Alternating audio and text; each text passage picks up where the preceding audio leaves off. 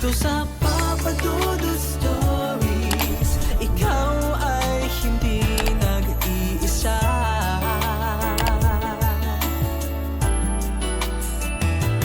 Dito sa Papa Dudut Stories, may nagmamahal sa'yo. Papa Dudut Stories, Papa Dudut Stories. Dear Papa Dudut, sa lahat po ng mga nakatutok ngayon, huwag pong kalimutan mag-like, mag-share at mag-subscribe. Maraming salamat po sa inyong lahat.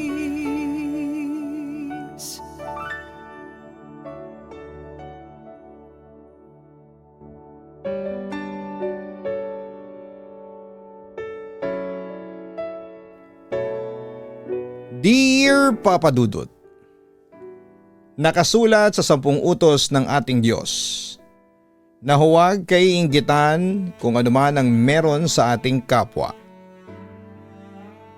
Pera man yan o karangyaan. Lalo na kung ang mga ito ay kanilang pinaghirapan. Dugo at pawis ang kanilang naging puhunan bago nila yon tuluyang nakamtan. Kaya't hindi natin dapat ipagdamot sa kanilang tagumpay na bunga ng kanilang pagsisikap.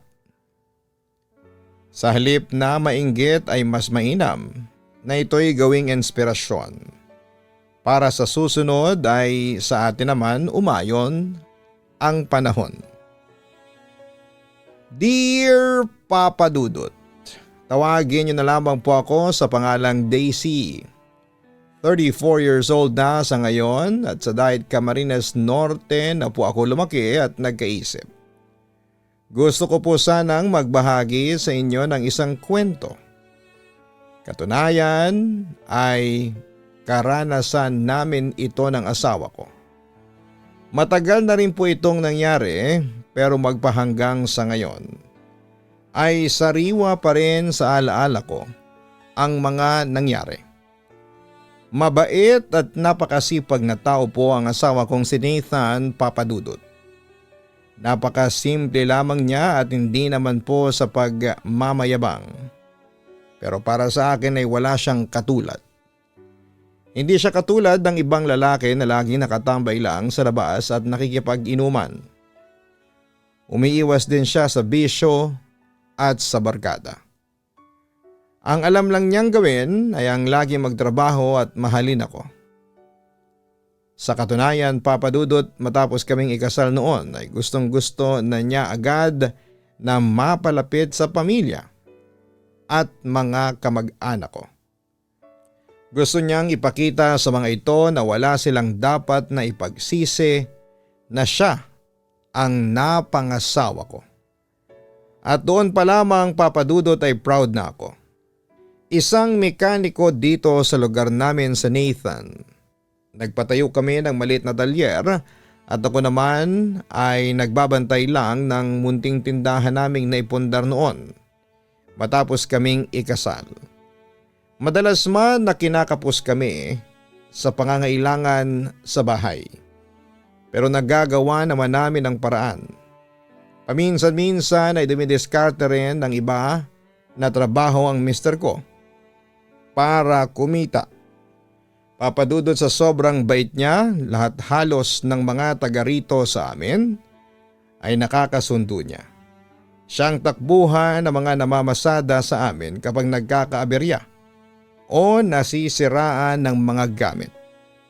Humahanga lalo ang tiyahin at tiyuhin ko sa pagiging katangi-tangi niya at maayos na pakikisama sa lahat.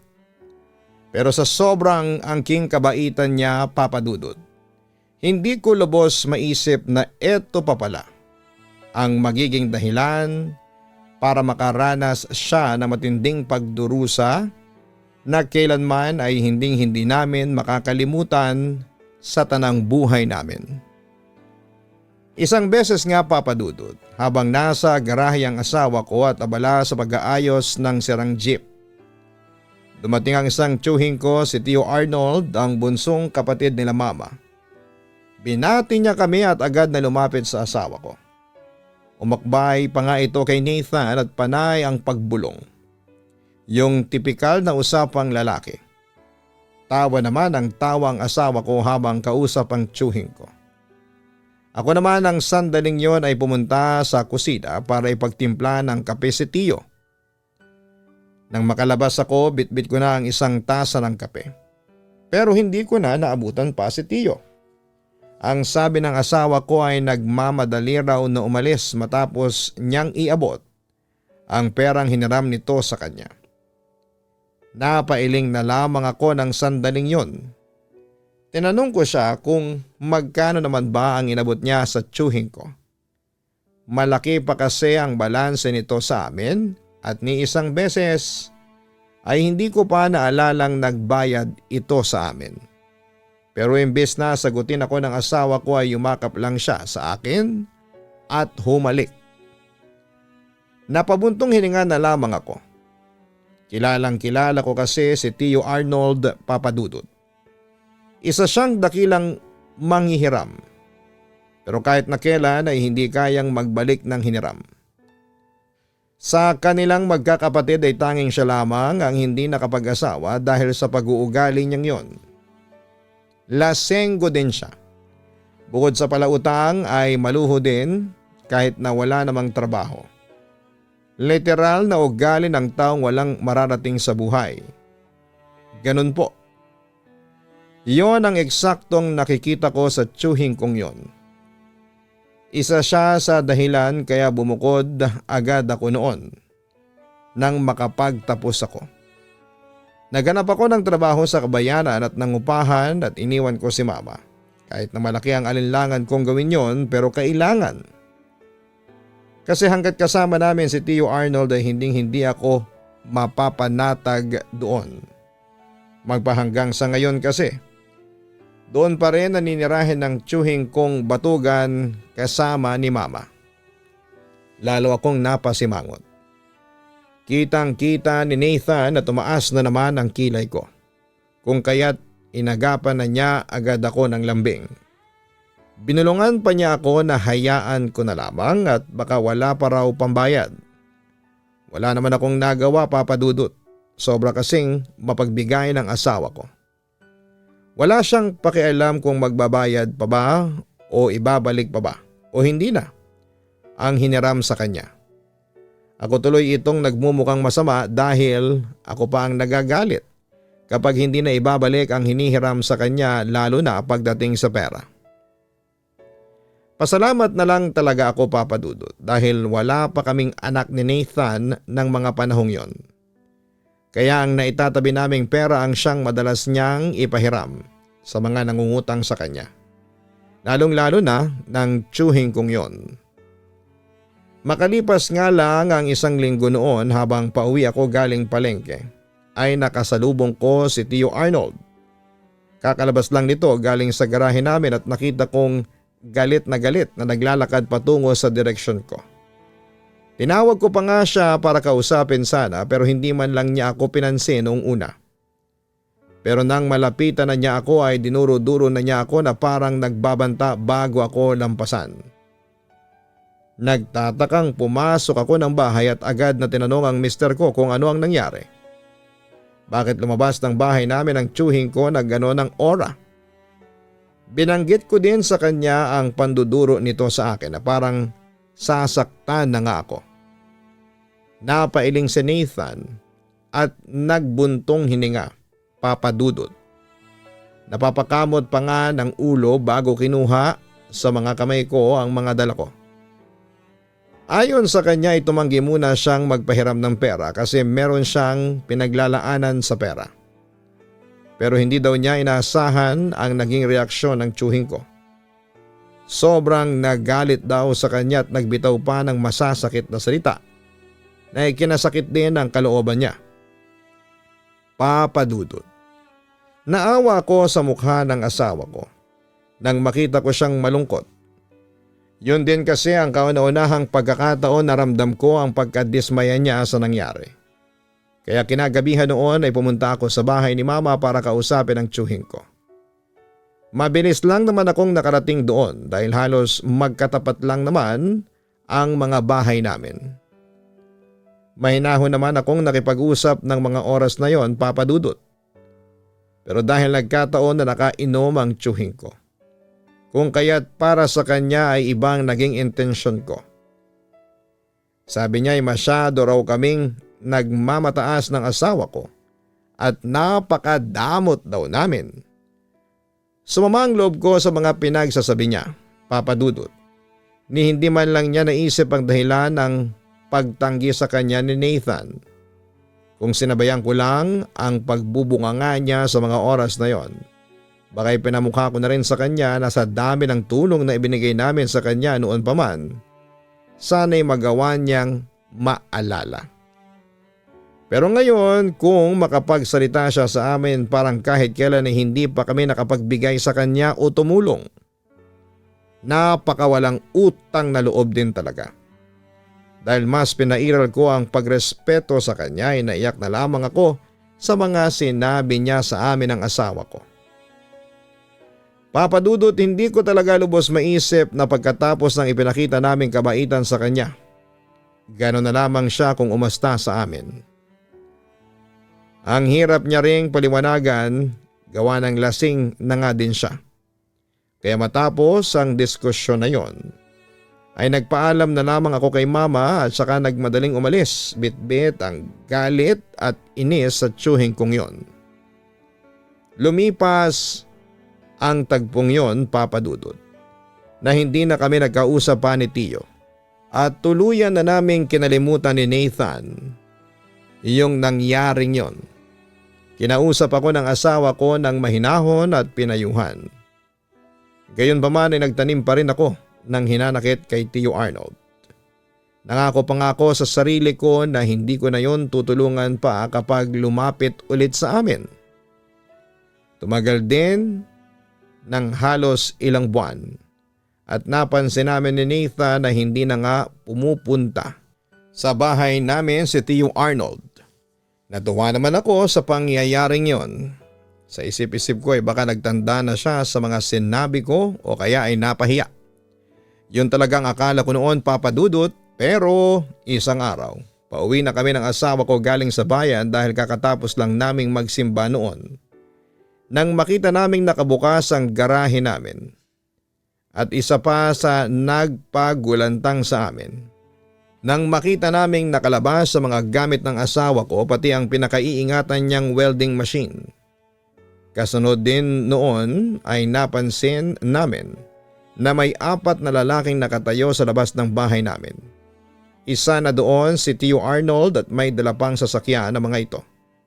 Dali-daling tumakbo ang asawa ko at kaagad na tinanong ang mga ito kung bakit nila kinukuha ang mga gamit namin sa garahe. Maging ako nga rin ay napatakbo dahil nag-alala ako para sa asawa ko. Hindi sumagot ang mga ito sa tanong ng mister ko at tuloy-tuloy lamang sila sa paghahakot. At walang pasabi na kinarga mga gamit namin sabay alis na parang walang nangyari. Na parang hindi man lang kami nakita o narinig. Nang malapitan ko si Tiyo, nagtatakang tinanong ko siya kung bakit niya yon ginagawa. Hindi ko rin maiwasang mapalakas ang boses ko dahil sa inis. Pero ang sagot lang sa akin ay kung sana lang daw ay nagpahiram lang ng pera ang asawa ko sa kanya. Noong nakaraan ay baka hindi na kami umabot pa sa ganitong eksena. Parang nanigas kami na parang yero ni Nathan ang sandaling yon habang pinagmamasdan ang papalayong si Tio Arnold, Papa Dudut. Sa kauna-unahang pagkakataon, nakita ko kung paanong umiyak ang asawa ko dahil sa sobrang lungkot.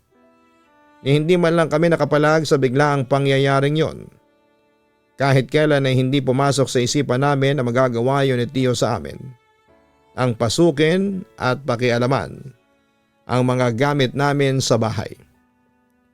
Nabalot ng pinaghalong gigil at galit ang sarili ko na mga oras na yon, Papa Dudut. Wala nang tumatakbo sa isipan ko ng sandaling yon kung hindi ang sugurin ang tiyuhin kong yon. Pagpasok namin sa bahay ay agad kong pinakalma ang asawa ko. Dahil maemosyon pa siya. Noong time na yon ay hinayaan ko lamang siyang mapag-isa muna sa kwarto para mailabas niya ang inis niya sa mga nangyari. Kinagabihan ay hindi ako mapakali. Kating-kating akong mabugahan ng galit ang walang hiyang tiyuhin ko. Nang makita ko naghanda na si Nathan ng mga sangka para magluto ng hapunan ay doon ako nakakuha ng buwelo para dahan-dahang makapuslit upang sumugod sa bahay ni Mama. Hindi na ako nag-isip pa kung tama o mali bang desisyon kong yon. Ang alam ko lang ay kailangan kong harapin ang tiyuhin ko para maibsan ang galit na nabubuo sa puso ko. Wala na talaga akong pakialam. Sa kahinatnan pa nun, pinagbabato ko ng malulutong at masasakit na salita si Tio Arnold. Marami rin akong bagay na isinumbat sa kanya, Papa Dudut. Ultimo ang mga nakaraan pa ay nahalungkat ko pa. Dahilan kung bakit pumagitna na si Mama at inawat ako. Apat magdahan-dahan ka naman sa mga sinasabi mo, Daisy. Baka nakakalimutan mong tiyuhin mo pa rin ako. At kasalanan yun ng madamot mong asawa. Nangihiram ako ng maayos sa kanya pero palagi na lang niya akong tinatanggihan para mahiraman.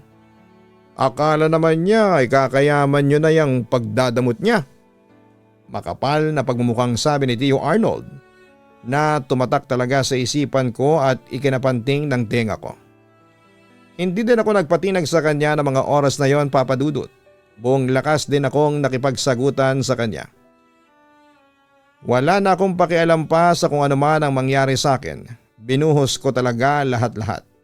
Mabuti na lang at nandun si Mama para awatin kami, kundi baka umabot pa sa sakitan. Pinalabas niya ako at hinatid sa amin. Pilit pa rin niya akong pinapakalma.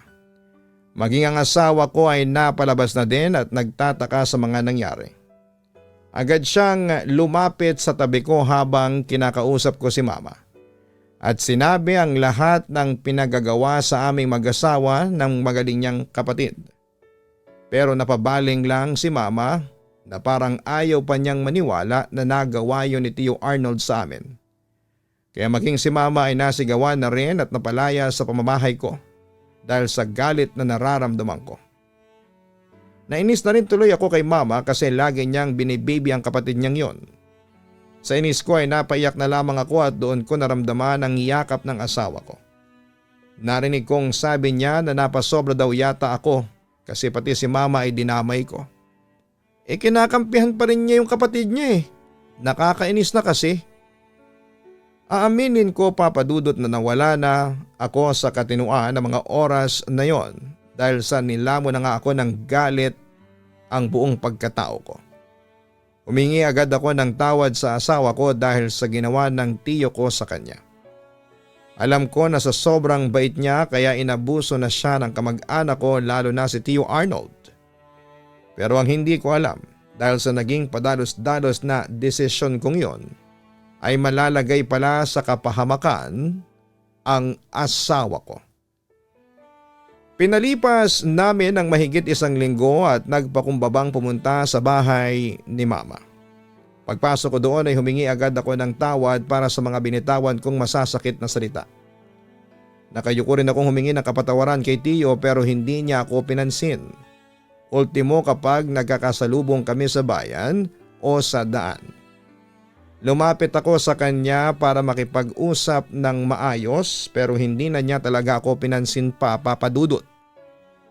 Laging galit na galit lamang siyang nakatingin sa akin pero hindi siya nakapagsasalita o kinikibo man lang ako.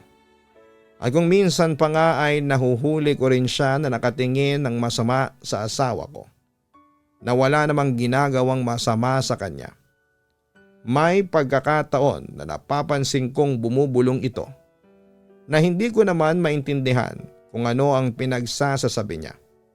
Sa isip-isip ko nga, Papa Dudut, kung ayaw niya talagang tanggapin ang paghingi ko ng tawad sa nasabi ko sa kanila ni Mama, ay wala na akong magagawa pa. Siya na nga ang nakagawa ng mali sa amin ng asawa ko ay siya pa itong may ganang magalit. Pero inaamin ko rin naman talaga na nagkamali po ako at napasobra sa mga nasabi ko sa kanila. Mas matanda si Tio sa akin para batuhin ko siya ng masasakit na salita at alam kong hindi po yun tama. Pagkatapos ng pangyayaring yun, Tahimik na lang ulit kaming namuhay ni Nathan. Tinanggap na namin ang tuluyan ang nangyari at paunti-unti nang bumawi na lang. Ang mga naitabi naming pera ay binili na lang ulit namin ng mga gamit na ibinenta ni Tio noon. Para kahit papaano ay tuloy pa rin ang trabaho ng asawa ko. Nakabili na rin kami ng bagong welding machine at salamat sa Panginoon dahil mas lalo pang dumami ang nagpapagawa sa talyer ng mister ko noon.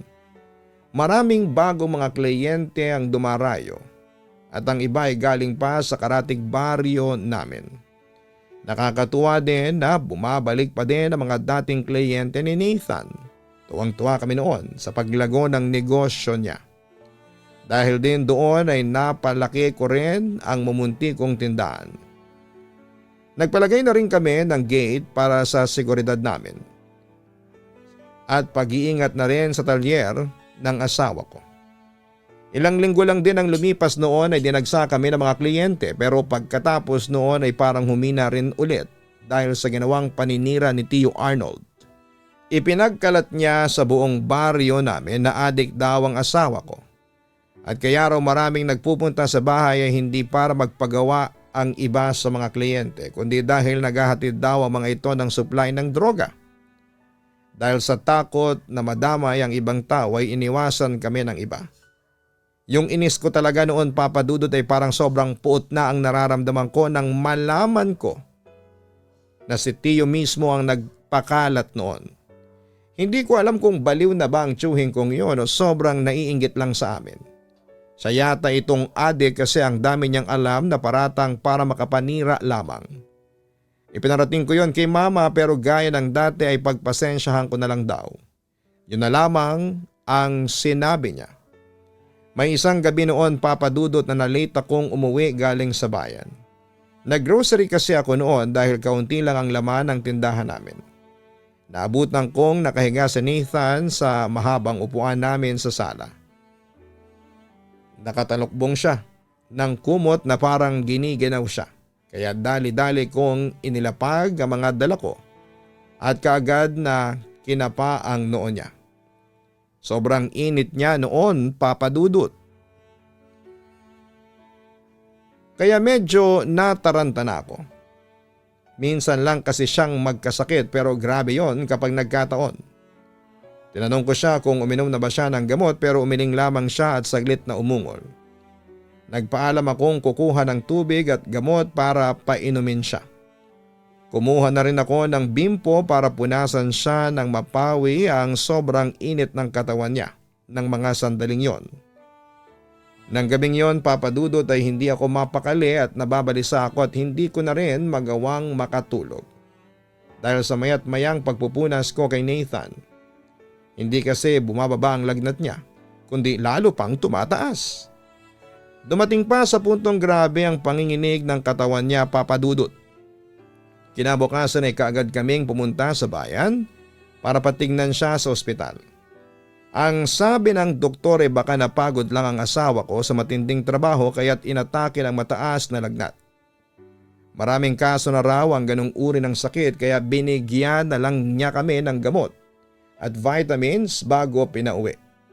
Ibinilin sa akin ng doktor na dapat nasa tamang oras daw palagi ang pagpapainom ng gamot para mabilis na gumaling si Nathan. Lahat ng bilin ng doktor sa akin ay ginawa ko. Pero ilang araw na rin ang lumipas. Parang pakiramdam ko ay wala namang nangyayari sa ikabubuti ng lagay ng asawa ko. Para bang lalong lumalala. Kaya nagdesisyon ako magpa-second opinion. Katunayan nga po, Papa Dudut, ilang doktor at ospital ang nilapitan namin. Pero wala talagang pagbabago sa asawa ko. Sobrang awang-awa ako sa kalagayan niya. Lalo na noong bigla na lamang siyang tinubuan ng malaking bukol sa lieg at nagkaroon ng mga sugat sa balat. Naging mabilis din ang pagbagsak ng timbang niya sa loob lang ng ilang araw. Dahilan para mamayat siya. Lagi na siyang nawawala ng ganang kumain. Kahit pag-inom ng tubig ay naging pahirapan na rin sa kanya. Dahil nahihirapan na rin siyang lumunok. Maging sa pagtulog ay hirap na rin siya. dahil sa nararamdamang pagkirot ng mga bukol sa leeg niya. Lagi din niyang iniinda ang hapdi ng mga sugat, Papa Dudut, sa kanyang balat. Napansin ko din na sa bawat pag-ikot ng orasan ay unti-unti ring lumulobo ang tiyan niya habang ang mga kamay at paa niya ay tila mga buto na lamang sa sobrang payat na.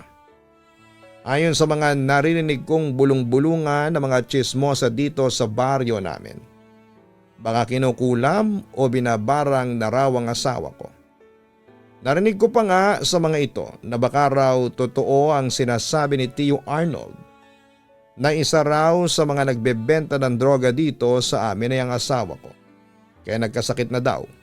Imposible raw kasi na umangat ng ganon kabilis ang buhay namin dahil lang sa paggawa ng mga sasakyan sa talyer.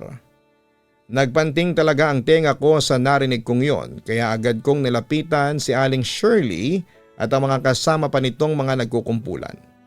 Kinompronta ko silang hindi totoo ang tungkol sa pinapakalat ng tiyo ko dahil mabait ang asawa ko. Pero git ng matanda na wala raw akong alam sa totoong kwento. Nagbabalat kayo lamang daw ang mister ko para hindi ako maghinala sa totoong ginagawa nito. Ayon pa dito ay madalas daw nilang nakikita na may mga lalaking pabalik-balik sa amin at may inaabot na kahon sa asawa ko. Nang mga oras na yon ay gusto ko na talagang sabunutan si Aling Shirley. Nakapagtimpi pa talaga ako dahil iniisip kong matanda na ito, kaya hindi ko na lamang siya pinatulan pa. Pinaliwanag ko na lamang sa kanila lahat ng tungkol sa lalaking sinasabi nitong nag-aabot ng pinaghihinalaan nila sa asawa ko. Sabi ko ay mahalaga ang piyesa yung laman noon na pinapaayos ni Joseph, ang bunsong kapatid ng asawa ko. Madalas itong pabalik-balik sa bahay dahil pinag-uusapan nila ang pagbebenta ng lupa na minana nila sa mga magulang nila. Sinabi ko din na may roong 2 kapatid na lalaki pa ang asawa ko. Hindi ko lang napakilala kina mama kasi busy pa ang mga ito sa pag-aaral. Papa Dudut, matapos kong palagan ng grupo ni Aling Shirley ay nagsipulasa ng mga ito. Binantaan ko rin sila na kapag hindi pa sila tumigil sa kakachismis tungkol sa asawa ko ay ipapabarangay ko na talaga silang lahat. At nang paalis na ako sa may hindi kalayuan ay napansin ko ang tiyuhin kong nakatingin sa akin at nakangiti pa ng kakaiba. Sandali lang yon pero parang nangaasar siya, Papa Dudut. Panay din ang pagbuga niya ng usok mula sa sigarilyo. Hindi ko na lang siya pinansin at umuwi ako ng bahay. Makalipas nga ang ilang araw ay nagulat ako nang bumisita sa bahay si Nanay Marisa, ang nanay ni Nathan. Kasama nito ang 2 anak niyang sina Joseph at Kevin. Nabalitaan daw nilang nangyari kay Nathan kaya napasugod sila sa amin. Kinumusta agad nila kami, lalo na ang kalagayan ng asawa ko.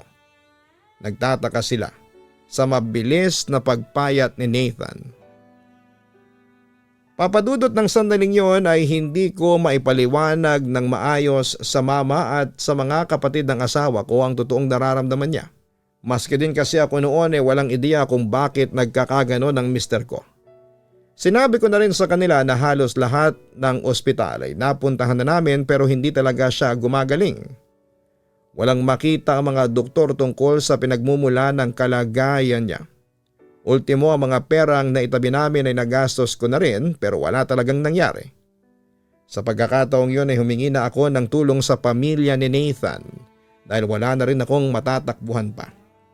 Umiyak akong nagmakaawa sa kanila na tulungan ako sa sitwasyong kinakaharap ng asawa ko. Ate, nasubukan mo na bang patingnan si kuya sa albularyo? Tanong sa akin ni Joseph. Napailing ako bigla, Papa Dudut. Hindi kasi ako naniniwala sa albularyo. Kailanman ay hindi pa ako lumapit sa ganoon para magpagamot. Pero dahil sila ang may gustong ipasuri ang asawa ko sa albularyo ay pumayag na lang din po ako. Ang importante kasi sa akin noon ay gumaling na sana si Nathan. Nang araw ding yon ay nagpatawag sila ng kakilala nilang albularyo. Pagdating sa bahay ay agad na sinuri ang asawa ko at ayon sa manggagamot ay kinulam nga daw ang asawa ko. Napayak na lamang ako sa narinig ko dahil sa halo-halong emosyon. lungkot, galit at pagkalito at maging pagod. Sobrang bait ng asawa ko para danasin ang ganitong kalupitan at parusa. Ayaw kong paniwalaan ng sinabi ng albularyo pero kakaiba talaga ang nararamdaman ko noong time na yon. Pinatahan ako ng biyanan ko sa pamamagitan ng mahigpit na yakap dahil hindi ko na kinakaya ang mga nangyayari. Ipinagpatuloy na matanda ang panggagamot sa asawa ko. Ilang sandali ang lumipas, sabi ng albularyo. Natanggal na raw niya ang nilagay na kulam sa asawa ko. Mabuti na lang daw at napaaga pa ang pagtawag sa kanya dahil kung naabutan pa ng ilang araw ay baka hindi na raw kayanin pa ng katawan ni Nathan ang pagpapahirap sa kanya. Dagdag pa nito, galit at inggit daw ang naging sanhi ng kulam kung kaya't nagawang parusahan ng matindi ang kaluluwa ng asawa ko. Sobrang pagtataka at pag-iisip kung sino man ang pwedeng gumawa noon. Pinaliwanag naman ng albularyo ang lahat sa akin, Papa Dudut. Ayon dito, nakausap niya daw ang kalaban niyang mangkukulam at nagapi niya ito. Tinanong niya rito kung sino at ano ang dahilan kung bakit pinahihirapan niya ang taong ginagamot niya. Sagot daw ng mangkukulam ay may nag-utos lang daw sa kanya. Binayaran daw siya ng taong may galit sa asawa ko para gawin ang bagay na yon. Ang binanggit din daw na pangalan ng mangkukulam ay Arnold daw ang pangalan ng taong nag-utos. Sa narinig namin ay natigilan po ako. Napapaisip din ako na paano nito nalaman ang pangalan ng tiyo ko. Nagkataon lang kaya pero doon ko lang din napagtanto na si Tio Arnold nga pala ang naalala kong may galit sa amin. Tinanong ulit ako ng albularyo kung kilala ko ba ang taong yon. Sabi rin niya ay kaya din daw niyang ibalik sa taong nag-utos ang kulam. At sa pangalawang pagkakataon ay muli siyang nagtanong kung ibabalik ko ba o hindi na. Nag-uumapaw sa galit ang kalooban ko ng mga sandaling yon, Papa Dudut, kaya diretsyong sumagot ako ng oo. Wala akong nararamdamang awa kahit katiting para sa tiyuhin ko dahil sa nakikita kong paghihirap ng asawa ko. Ilang beses pa akong tinanong ng albularyo kung sigurado ba talaga ako sa desisyon kong yon.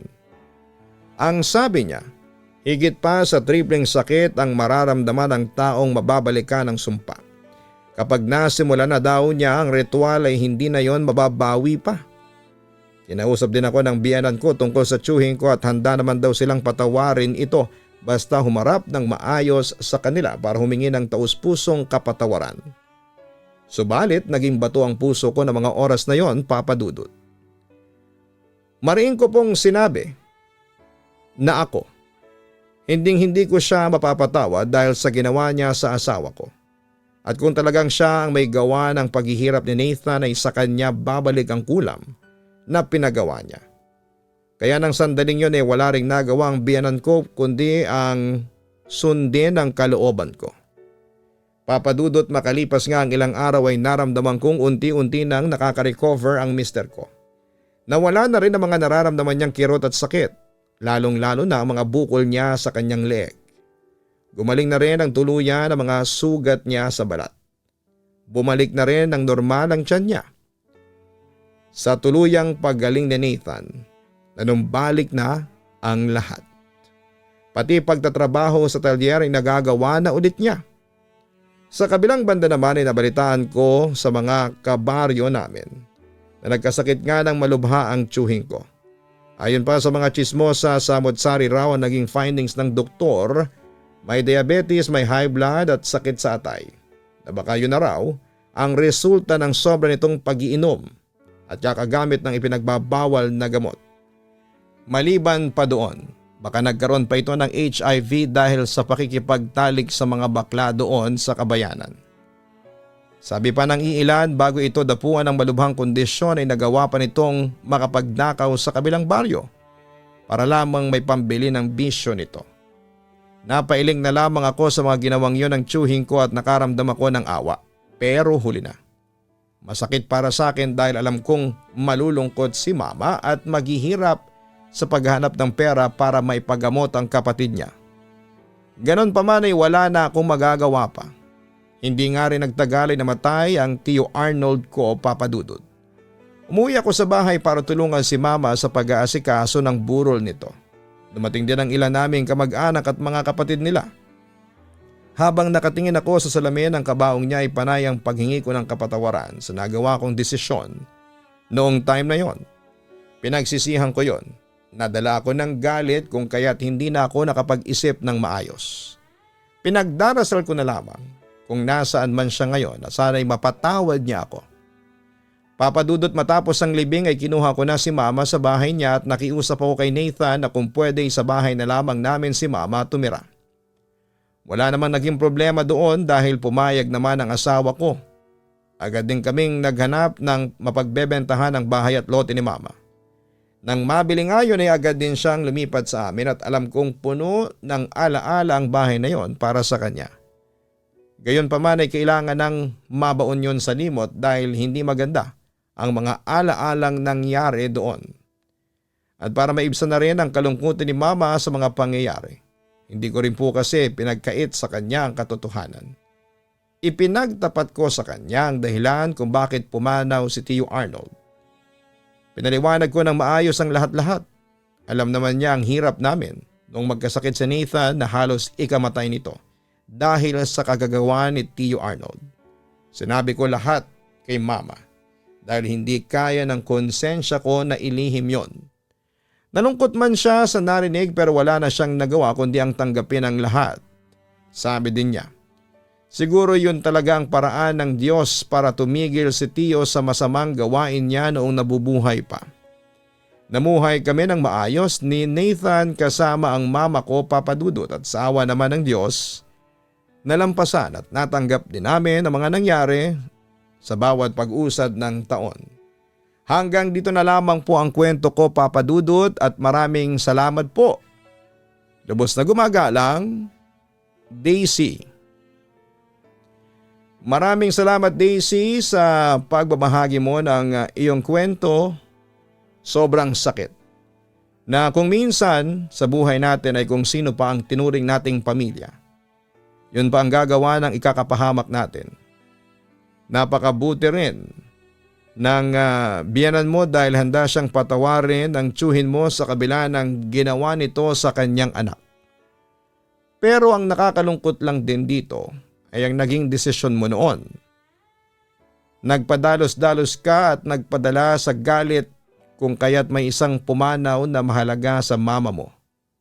Pero gaya na nga rin ang sinabi ng mama mo, siguro'y paraan na yon ng langit para tumigil na siya sa mga maling ginagawa niya.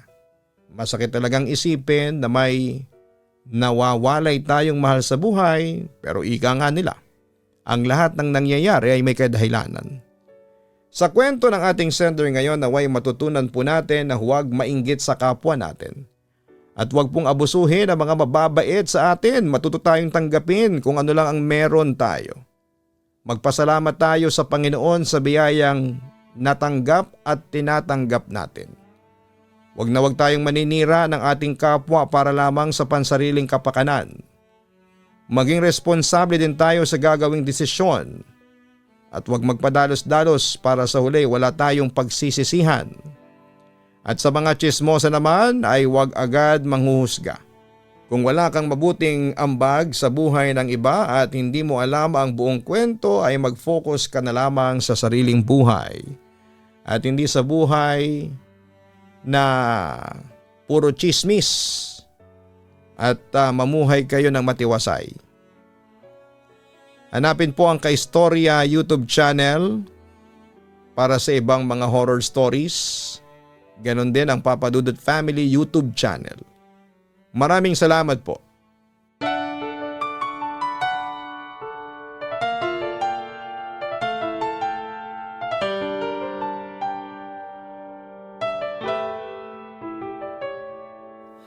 Ang buhay ay mahiwaga, laging may